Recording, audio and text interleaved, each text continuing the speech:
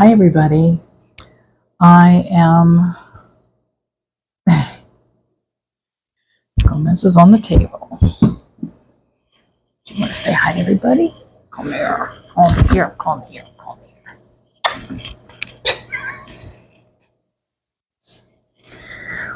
Come on. Okay. I got my results of the CTdna test.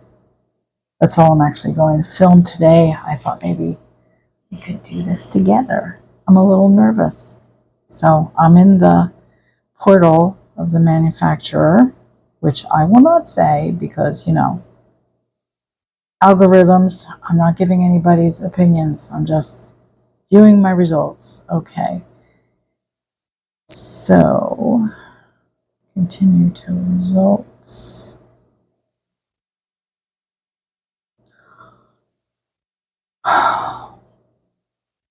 The number went down.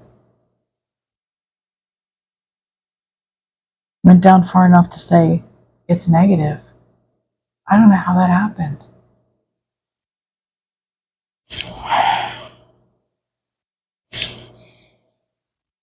Oh, thank you, God. Yeah. How does it go back to negative? I don't know, but I'm happy. Okay. This is good. This is good. So this means that there is no tumors shedding DNA in my bloodstream any longer. I don't know why. I don't care why. I know it's one other way to track things, but if that number stays to maybe close to zero even, I'm fine with it. Thank you. I'll see you in the next clip.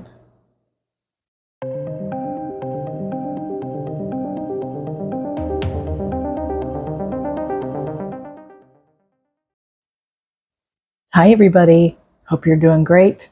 That was some news, right? I am elated, I have to say. This is the next day, by the way. I figured you figured that out, but hair's a little different. Okay, got some notes. I wanted to talk to you about the circulating tumor DNA test results because I got a note in the portal from my oncologist nurse, and she says, I wanted to get in touch with you regarding your, I'm just going to say the manufacturer's results. Damn, YouTube. We got them back today, and they were, again, negative. I have the results attached as well for your review. Since your previous result in April had been positive, we have reached out to this company to help us try to figure out this new finding, especially since you have not received treatment between your last test and your most recent blood work. Either way, more to come regarding the test results. We have not yet heard back from our reps. So part of me just doesn't care, as I said before.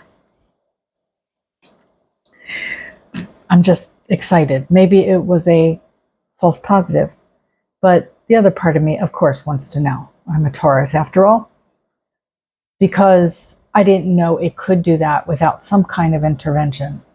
Why would it just go into the bloodstream and then disappear? So I expected the number would be at least the same. And my biggest fear was that it would be elevated, as if the number either stays the same or it goes up. I don't know, but I'll let you know what the answer is at some point as soon as I find out. Meanwhile, I had other blood work done. I was due for the blood work, but also the surgeon wanted some pre-op blood work. It was the same that my GP my GP would have ordered anyway. And that news was, well, good and bad. I don't even know some of these names, but I'm just going to give you a quick rundown here. MCHC is low. They give you a range and then they just put an arrow where yours is, and it's not off the charts, but it's a little off the charts. I mean, it's definitely off the charts. It's just not way off the charts. So it says for adults, a slight decrease in calculated MCHC value is most likely not clinically significant. However, it should be interpreted with the caution in correlation to other red cell parameters and the patient's clinical condition.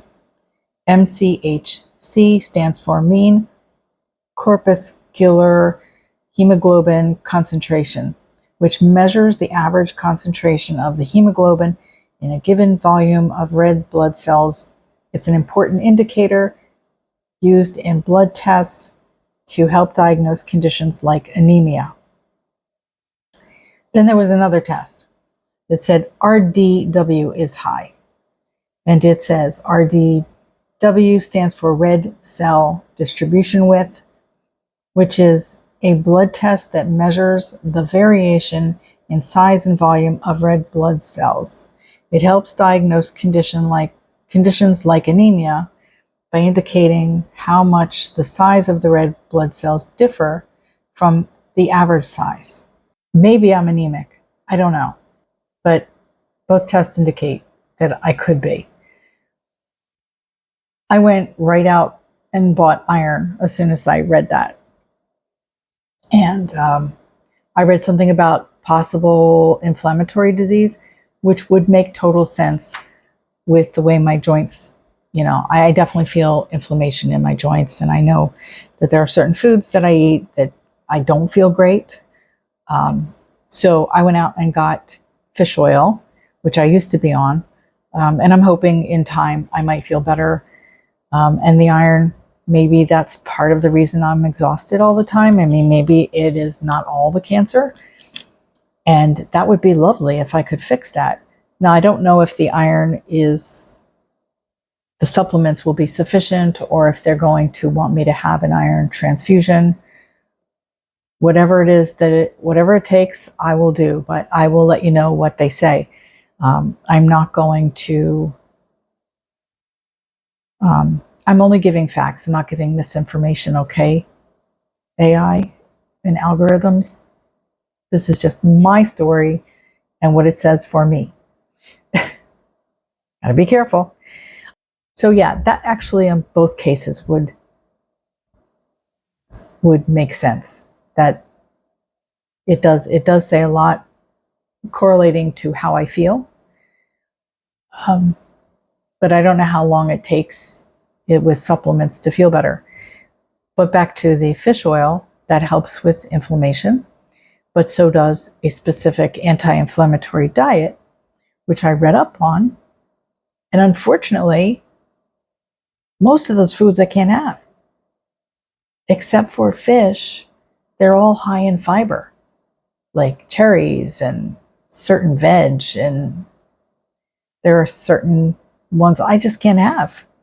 And all of them are on that list.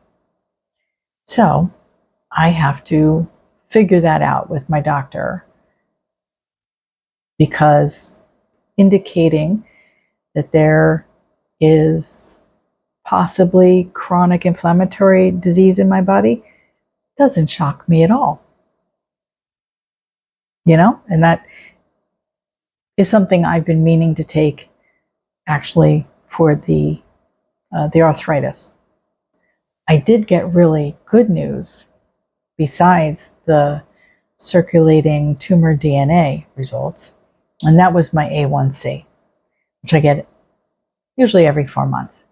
So the last time it was 7.4, and this time it's 7.0. And I'm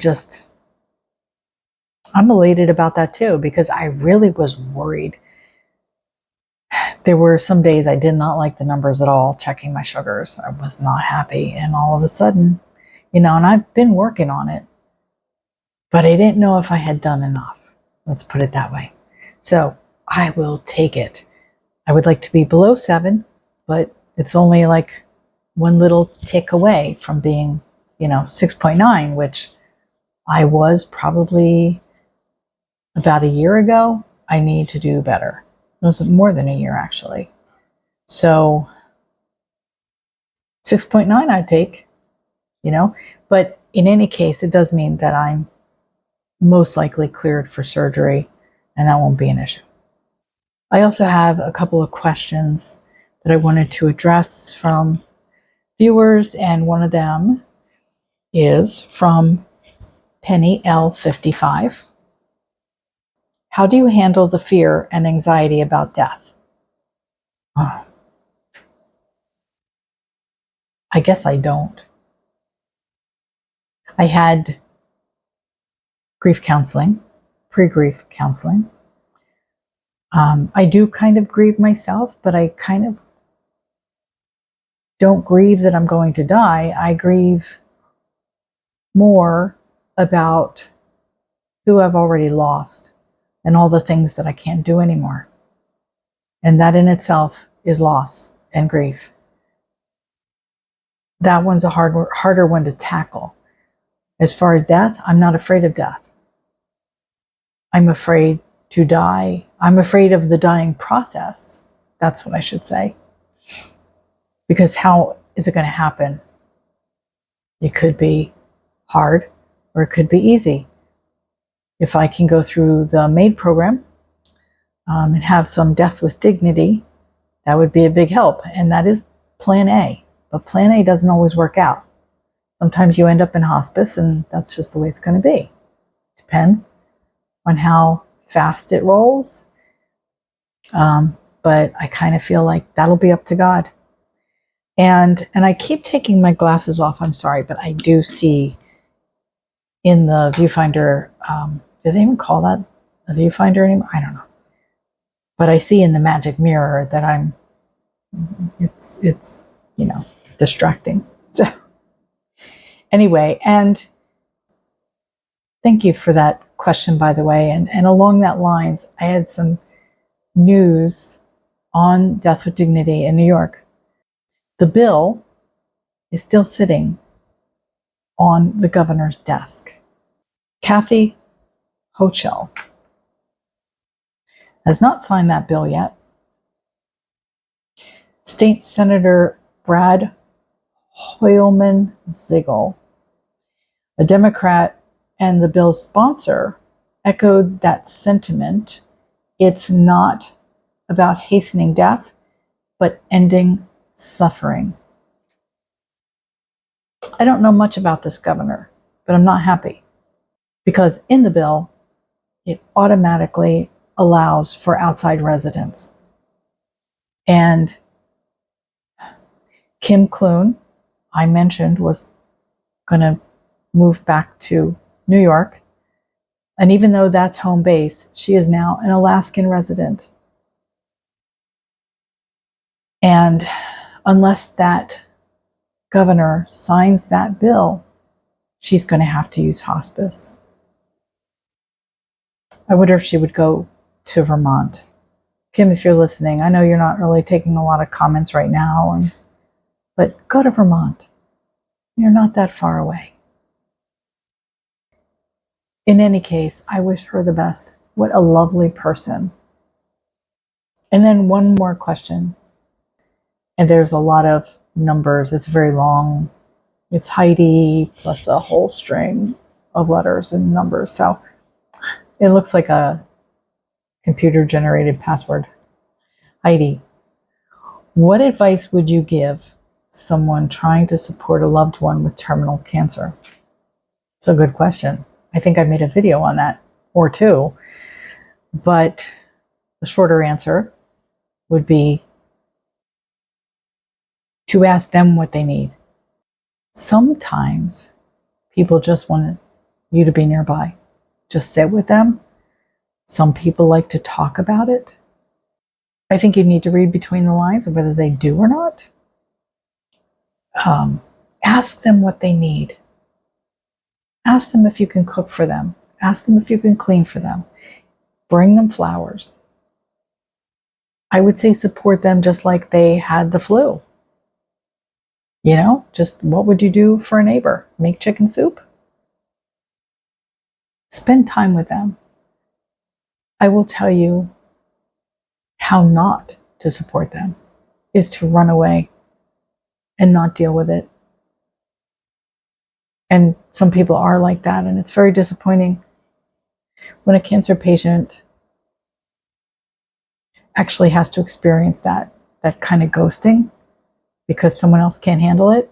Oh, really makes me mad. And I know it's a real thing. That fear of death and dealing with someone else's, losing someone is hard. And I get that. But I guess I never experienced the fear of losing someone.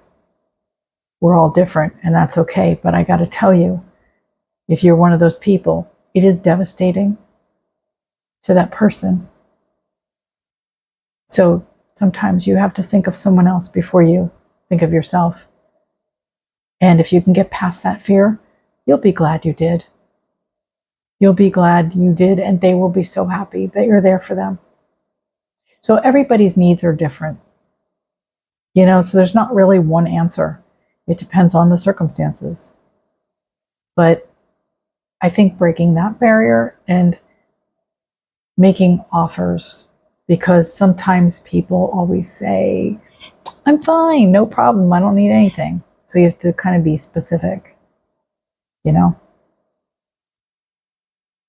Okay. Not going on a rant. I'm going to close. I love you all. Feel blessed. You're blessed. And I'll talk to you in the next video. Have a great Sunday. Bye.